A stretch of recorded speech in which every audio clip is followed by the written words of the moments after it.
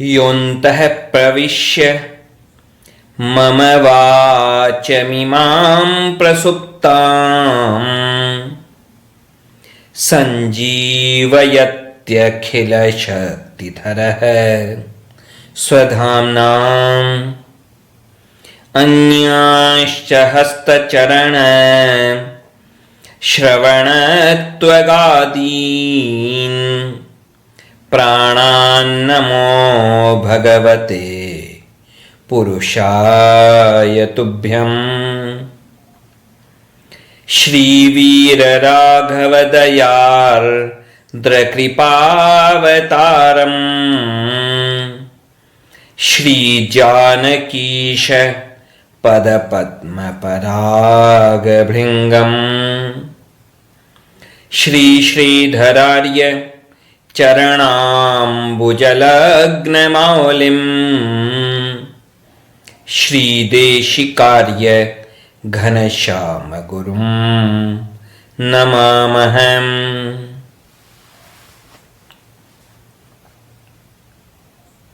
शास्त्रों में बारंबार कहा गया कि यह जो अभिमान है यह सबसे बड़ी समस्या है।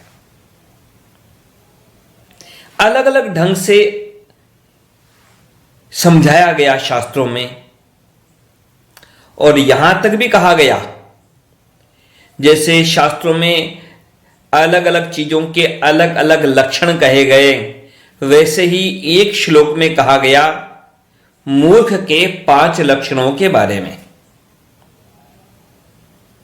तो कोई अपने आप को बुद्धिमान समझे, चाहे महाबुद्धिमान समझे, चाहे कोई व्यक्ति अपने आप को क्या समझे, यह उसके विचार की बात है।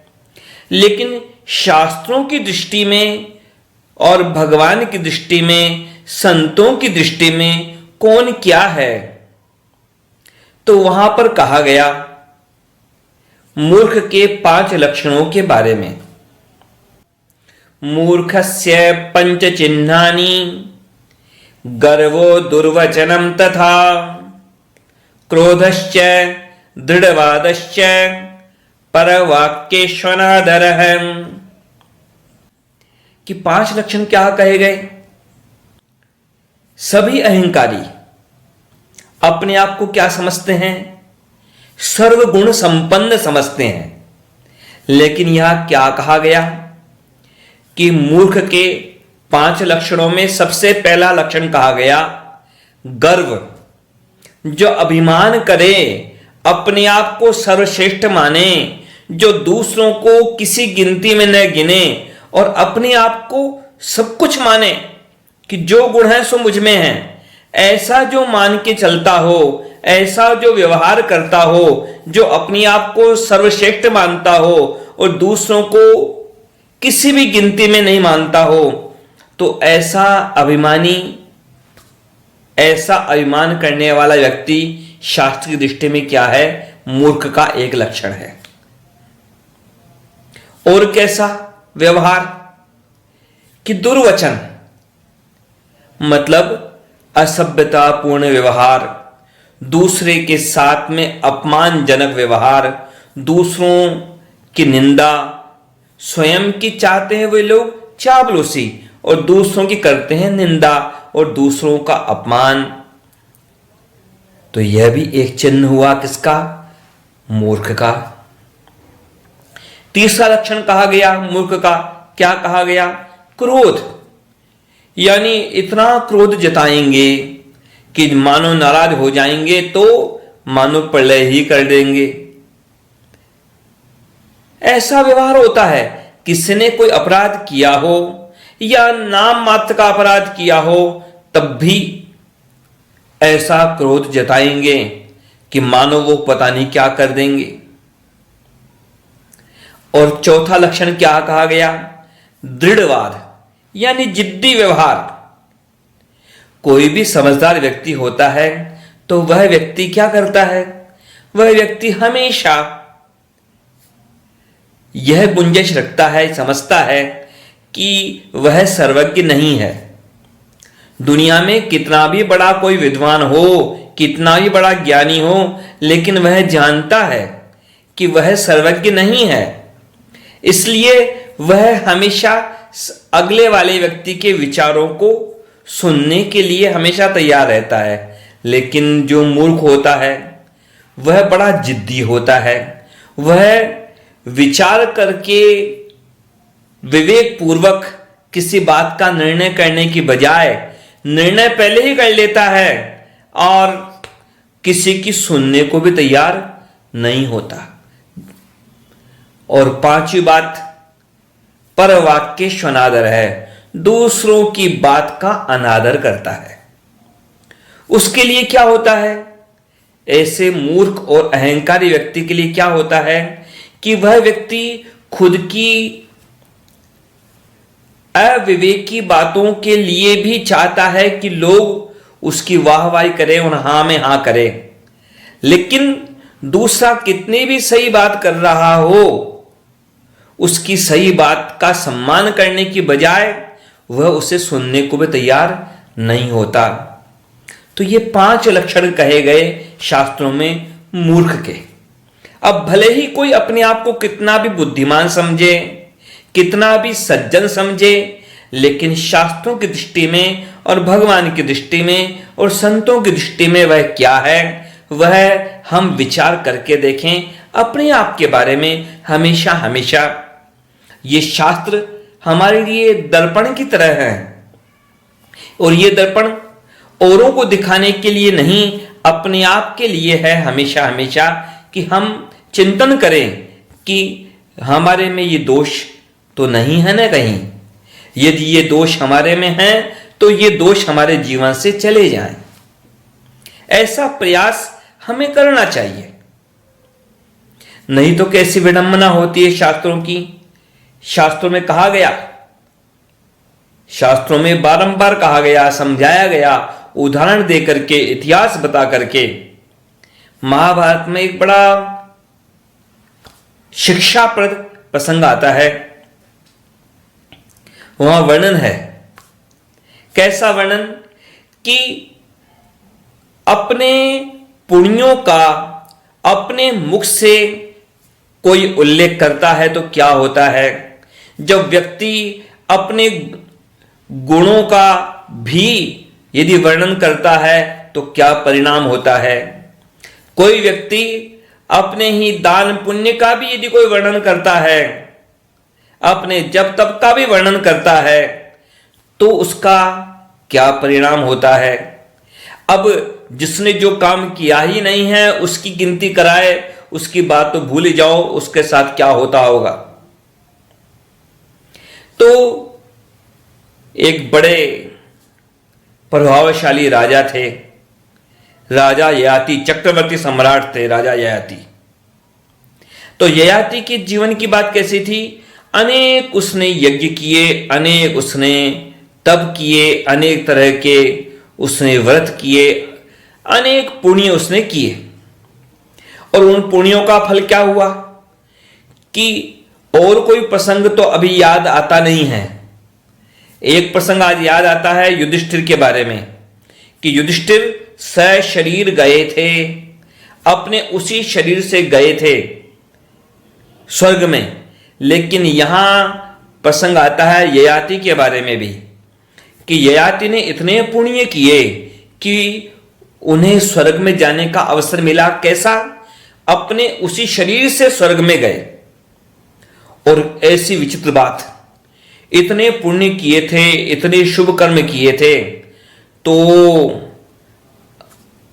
अब उन्हें नीचे तो नहीं बैठाया जा सकता था। इंद्र से भी नीचे बैठ सके ऐसी स्थिति नहीं थी। इंद्र से भी बढ़कर के पुण्य किए थे, कार्य तो इंद्र से भी बढ़कर के किए थे। जो इंद्र था उस समय, उस इंद्र ने जितने पुण्य किए थे उससे भी ज्यादा पुण्य किए थे राजा ययाति ने। तो अब और कोई प्रसंग प्राप्त नहीं होता, और होगा यदि प्रसंग तो अभी तो याद नहीं आता। तो हालत क्या हुई, दूसरे देवता तो इंद्र से नीचे बैठते हैं, लेकिन इंद्र ने ययाति को कहां बैठाया, अपने सिंहासन पर अपने साथ बैठाया, अपने बराबर बैठाया, अपने सिंहासन का आधा हिस्सा उस ययाति को दिया। अब बाकी देवताओं को भी ईर्ष्या हो रही है कि देखो, यह मानव होकर के भी उसी शरीर से यहां स्वर्ग में आया है। इंद्र को भी ईर्ष्या हो रही थी कि देखो, अब तक ऐसा कभी नहीं हुआ कि कोई बराबर बैठा हो एक ही सिंहासन पर, इंद्र के सिंहासन पर इंद्र के बराबर बैठा हो, पर यह ययाति बैठा है। तो इंद्र ने तरीका निकाला, उपाय सोचा और ययाति की प्रशंसा की। अब यह प्रशंसा वाली बात बड़ी खतरनाक होती है। कई बार निंदक जो होते हैं उनके बारे में तो व्यक्ति को अनुभव हो जाता है कि यह निंदक मेरा बुरा करना चाहता है, यह तो समझ जाते हैं लोग। लेकिन कोई व्यक्ति चापलूसी करता है तो उसे नहीं पहचान पाते कि यह भी उसका बुरा ही करना चाहता है। चापलूसों को पहचान करके उनसे दूर रहना बड़ा एक कठिन परीक्षा का समय होता है। और यहां पर प्रशंसा की इंद्र ने ययाति की प्रशंसा की। आप तो बड़े महान हैं, कैसे चक्रवर्ती सम्राट आप रहे, आपने तो महान महान पुण्य किए और आप देखो यहां पर स्वर्ग में आए हो, उसी शरीर से शरीर स्वर्ग में आए हो, और देखो आप तो मेरे इस इंद्र के सिंहासन पर आप बराबर बैठे हो। तो आपने कौन से महान महान पुण्य किए, आप अपने उन पुण्यों के बारे में बताइए। अब तो ययाति बताने लगे कि उन्होंने कैसे कैसे यज्ञ किए, कैसे कैसे दान किए, कैसे कैसे उन्होंने तप किए। अब इंद्र उनके पुण्यों की गिनती लगाता जा रहा है और निशान लगाता जा रहा है उन पुण्यों के पर जिनका उल्लेख किया है राजा ययाति ने। अब जैसे जैसे उन पर चिन्ह लगाता जा रहा है, अब शास्त्रों की बात कैसी है, जिस शुभ कर्म का उल्लेख, जिस पुण्य का उल्लेख अपने मुख से कोई कर देता है, वह पुण्य उसका क्षीण हो जाता है। चाहे पाप हो चाहे पुण्य हो, अपने मुख से कोई व्यक्ति अपने पुण्य का उल्लेख करेगा और अपने मुख से अपने पाप का उल्लेख करेगा तो वो दोनों ही क्षीण होते हैं। चाहे पाप हो चाहे पुण्य हो, जब व्यक्ति अपने मुख से उनका उल्लेख करता है, दूसरों को बताता है, तो उसका क्षय होता है, उसका नाश होता है। तो हालत ये हुई, अपने पुण्यों का उल्लेख कर रहा था राजा ययाति और चिन्ह लगाता जा रहा था इंद्र, और जब देखा कि अब उसके पुण्य नष्ट होते जा रहे हैं और इंद्र की तुलना में पुण्य कम हो गए, इंद्र की तुलना में जब पुण्य कम हो गए, सारे समाप्त नहीं हुए, सारी गिनती नहीं सुनी इंद्र ने, लेकिन जब देखा कि ययाति के पुण्य उसके पुण्यों से कम हो गए, बस धक्का दिया उसको अपने सिंहासन से। या तो बैठा रखा था अपने सिंहासन पर अपने बराबर, और उसको धक्का दिया और केवल सिंहासन से नहीं गिराया, स्वर्ग से ही उसे निकाल दिया, स्वर्ग से ही गिरा दिया। अब आगे का प्रसंग अलग है। आगे की बात तो ऐसी हुई कि सारे पुण्यों का क्षय तो हुआ नहीं था, तो बाकी जो उसके पुण्य थे उनके कारण वह गिरने लगा। ययाति किधर गिरने लगा? पृथ्वी पर, जहां पर कुछ संतों की मंडली थी। अब उन संतों ने उस ययाति का कुछ कल्याण करने का साधन किया, अब वह अलग बात है। लेकिन बात यह स्पष्ट है कि वह ययाति सशरीर स्वर्ग में गया, इंद्र से बढ़कर के उसके पुण्य थे, इंद्र के सिंहासन पर बराबर उसके बैठा, लेकिन अपने मुख से अपने पुण्यों का वर्णन करने पर उसका पतन हुआ। हम सावधान रहें, सचेत रहें, इन प्रसंगों को सुनकर के हम समझें कि कहीं हमारे साथ ऐसा ना हो। उन महान पुण्यशाली लोगों ने तो पता नहीं कितने पुण्य किए, तब भी एक चूक से उनका पतन हो गया। और संसार में तो लोग छोटे मोटे कुछ पुण्य करते हैं और अब उन छोटे मोटे पुण्यों के उल्लेख भी स्वयं अपने मुख से करते हैं या अपने लोगों के द्वारा उनका उल्लेख करवाते हैं। तो उन पुण्यों का फल यहां इस संसार में ही समाप्त हो जाता है और वे पुण्य परलोक में उनका कल्याण करने में समर्थ नहीं होते, क्योंकि वो पुण्य बन ही नहीं पाते, वो उन्हीं में ही नष्ट हो जाते हैं। उस प्रदर्शन में ही वे पुण्य नष्ट हो जाते हैं। भगवान के श्री चरणों में प्रार्थना है कि हम सब अहंकार शून्य बने, अभिमान शून्य बने और हर तरह के प्रदर्शन से मुक्त रहें। भगवान के कृपा दृष्टि के पात्र बन सकें हम सब, यही प्रयास है भगवान का, यही प्रयास है आचार्यों का।